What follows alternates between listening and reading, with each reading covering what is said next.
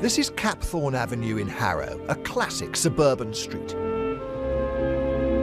Take the cars out of the picture, lay some grass, plant some trees. The cluttered road becomes a green space, a community resource where children can play and neighbours can meet. Instead of the private car, people only use a car when they need it. It's a model that politicians in London took a close interest in as a way of dealing with the housing crisis. And the design consultancy behind the proposals has even come up with a name for it. Not suburbia, superbia.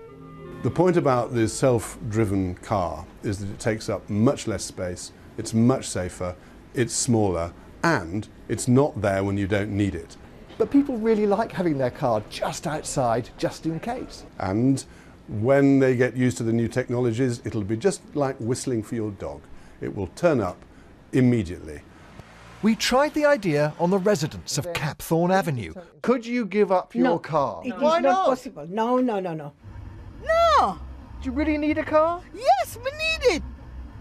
Every day? Every day. Me like, if me never use the car, me like when me look at the car sitting out here. You like to see it outside?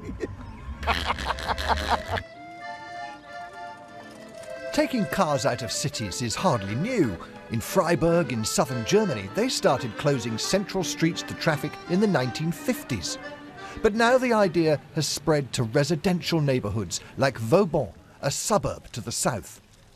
You can't have a car if you live here, it's just you can't park it outside your house. You have to put it in the multi-storey on the edge of the estate where a space costs €20,000. So what's happened is people moved here, thought they'd need a car, but very quickly they've just given it up. They realized after a while they don't need to own one. And actually sometimes they really felt very much relieved.